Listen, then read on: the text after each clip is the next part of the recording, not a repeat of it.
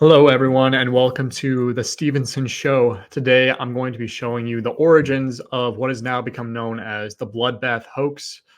This happened a little bit over a month ago, but I want to give you guys a deep dive on this because I think it does need some proper understanding of what really happened and how the media portrayed Trump, as well as how he's been portrayed in other speeches as well. Welcome to the Stevenson Show.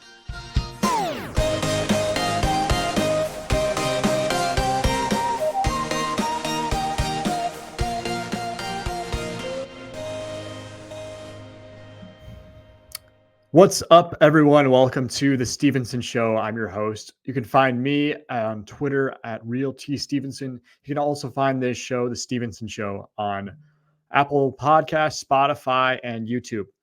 So before we get into this, I'd like to say that I'm going to be putting out a lot more content now. We're going to try and shoot for weekly, just because I have been busy these last several months. I started working at a promotion, so I got a lot of stuff going, but now I can get down to more business and do these podcast episodes.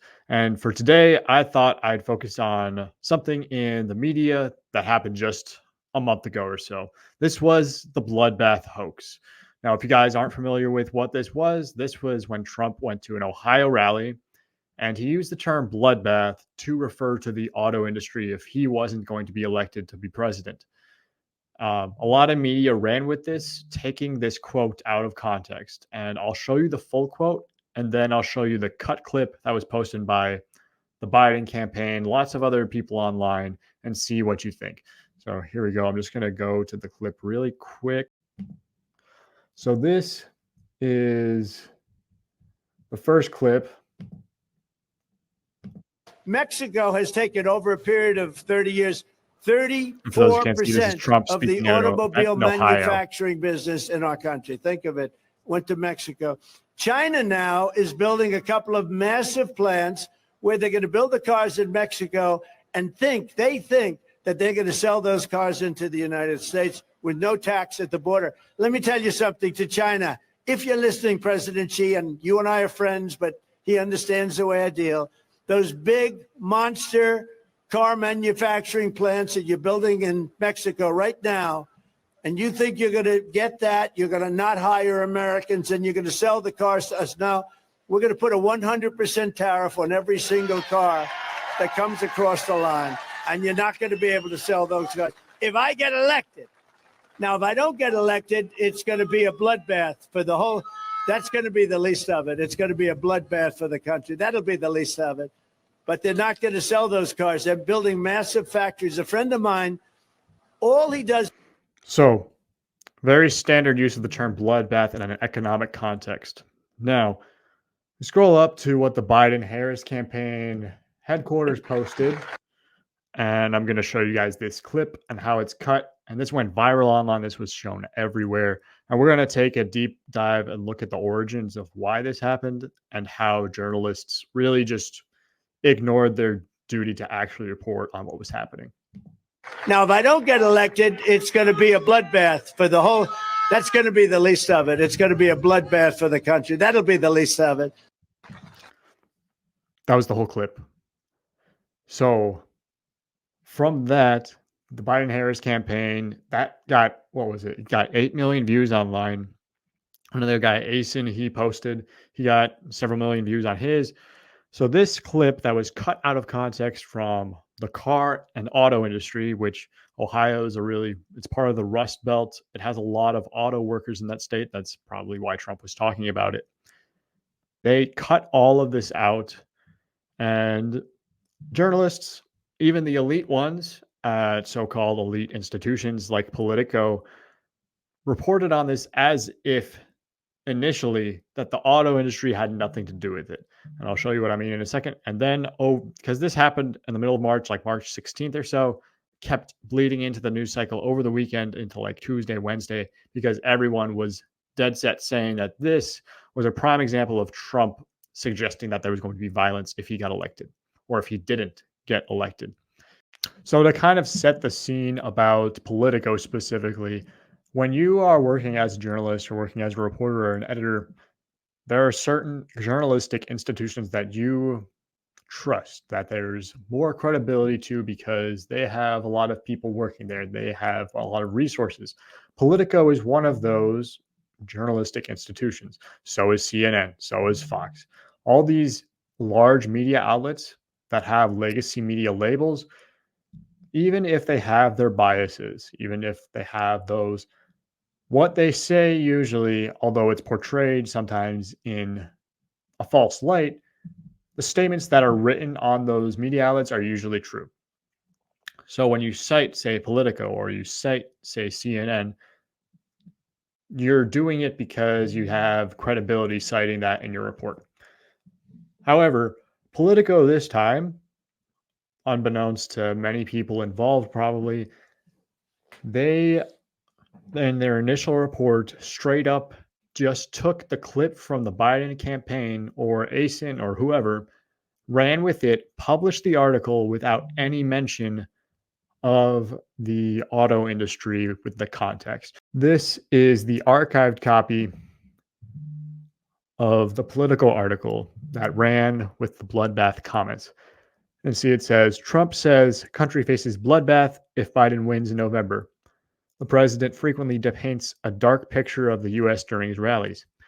This was the headline and tagline of one of the first articles that went out about this so-called bloodbath hoax. And it's because this article has no mention whatsoever about cars, vehicles, or the auto industry. Some journalist was scrolling through Twitter, saw this clip, and said, oh, I'm going to write about that. Jumped on it, didn't add the context, didn't check the context, and then published it.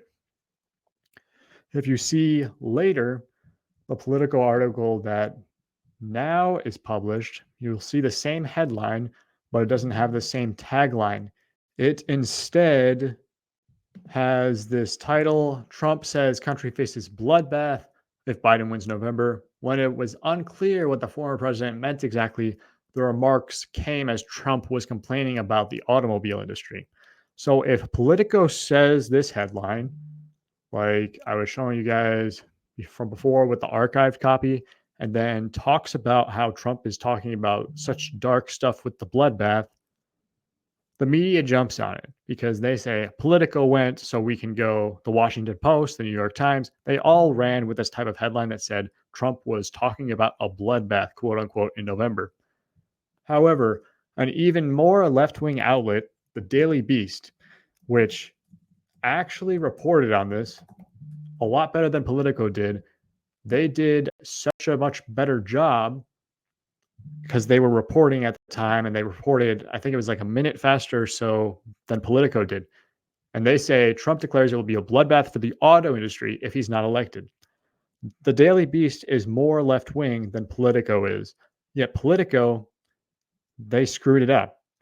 And then they had to stealth edit the whole thing in order to correct it. But it's because Politico published that report that kind of led to a domino effect of other media outlets publishing their own headlines about how Trump was calling for a bloodbath, or talked about a bloodbath in a suggestive context of violence, which is just not true whatsoever.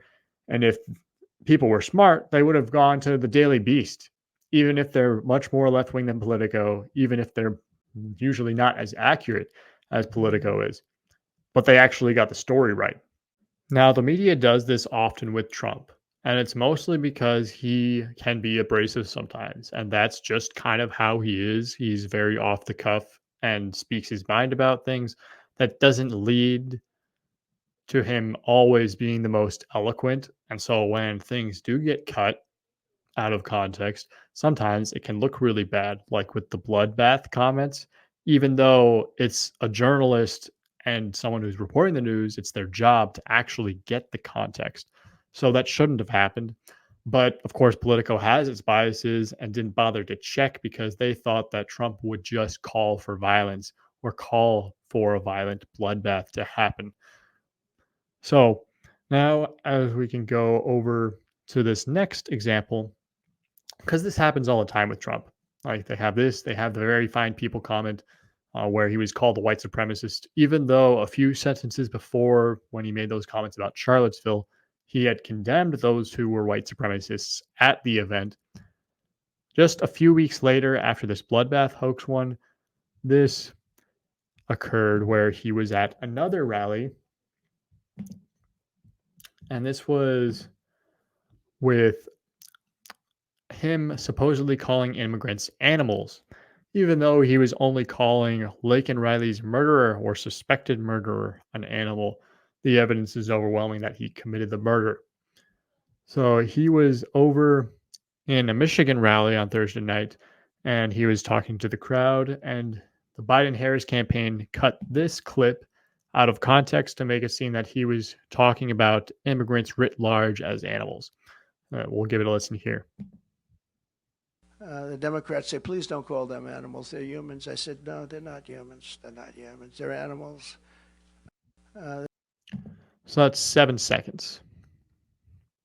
Biden-Harris campaign cut that. Now we'll hop over to the actual full clip of what Trump was talking about, so you can tell the difference here. The 22-year-old nursing student in Georgia who was barbarically murdered by an illegal alien animal. The Democrats say, please don't call them animals. They're humans. I said, no, they're not humans. They're not humans. They're animals. And Nancy Pelosi told me that. She said, please don't use the word animal, sir, when you're talking about these people. I said, I'll use the word animal because that's what they are. I'll never forget my vow to her. So Trump was talking about Laken Riley's murderer as well as others who are committing violent and cold-blooded crimes. Now, I had a guy talk to me and try to pick a fight about this, that Trump even calling criminals like cold-blooded criminals, not like you stole a candy bar from a candy shop or whatever, but like if you're murdering someone in cold blood, because apparently he had never seen Laken Riley before and this was just a random attack, just probably for kicks.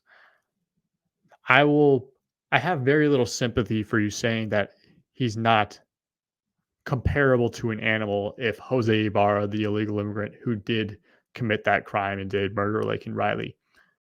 Taking all of that in, you can see that the media is always trying to take Trump out of context to make him seem like this figure that is calling for violence, that's calling all illegal immigrants animals, when in reality, even if he's abrasive sometimes, and even if he's not the most eloquent, he's still making points that aren't as bad as what the Democrats would have you believe.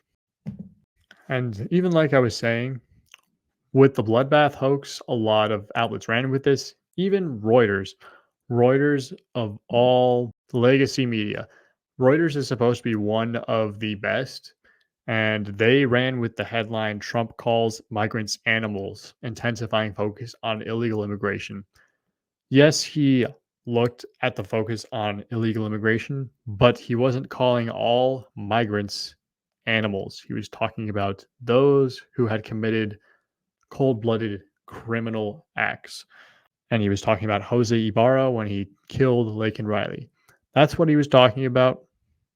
But because Reuters and because the New York Times and many other outlets want you to click on their article, they will give you this headline that says Trump is making these abrasive comments that are super prejudiced and he's a white supremacist. But the point is to get you to get outraged and to ignore the whole context of what Trump was saying, to paint him and others in his circle or on the Republican side as evil white supremacists, people who hate immigrants. That is what this article from Reuters did. And that's what the media has always been trying to do with Trump. And I'm not even a huge Trump guy. Like, I'm defending him on this because the case that the media makes with this is that Trump is like the next Hitler. He's not the next Hitler. If he was, he would still be in office. He would still be ruling. The whole January 6th thing, yeah, it was ugly. Also, it was over in a couple hours and people were out of the building and the election was certified. Trump, he might very well be the next president. That's what polling is looking like. And the fact is that he's going to serve for 4 years and then go out. Trump is painted as a dictator when people talk like this. And it's because people in the media try to get their clicks. They try to get the out of context comments that Trump makes about a murderer being animals, then they say that he's calling all immigrants animals, or that he says there's an economic bloodbath in the auto industry, and then they're saying that he's talking about a violent bloodbath if he's not elected. That all paints a picture in people's minds who are low information, they're not looking at the news every day, that Trump is actually a dictator. And then they use the line that he said the one time when he said he'll be a dictator on day one, which just means he's going to sign executive orders, which Joe Biden did, and Trump did, and Obama did before that. Pretty much every president just switches over the executive orders of the last one if they have different interests. I think some of those are unconstitutional anyways. But yeah, every president does it. Joe Biden did it. And Trump doing that on day one doesn't make him a dictator. But everyone likes to quote him on that and say that, yeah, he's going to be a dictator because he said it here about executive orders. But that's just one thing on one day when he gets into office. Same thing that Joe Biden did before him. Even though, no, he's not going to end democracy if he gets elected. People who say that there will be a civil war or that democracy will end or that the republic is at stake if Trump gets elected. It's like, no, it's not. Or what people use to paint the picture of Trump. Even though, no, he's not going to end democracy if he gets elected. People who say that there will be a civil war or that democracy will end or that the republic is at stake if Trump gets elected. It's like, no, it's not. And also, it's not really if Joe Biden gets elected either. I like people on the right say this too, but people on the right have more evidence for it because of the different spurious cases against Trump brought by left-wing activist legal people. But the republic will go on.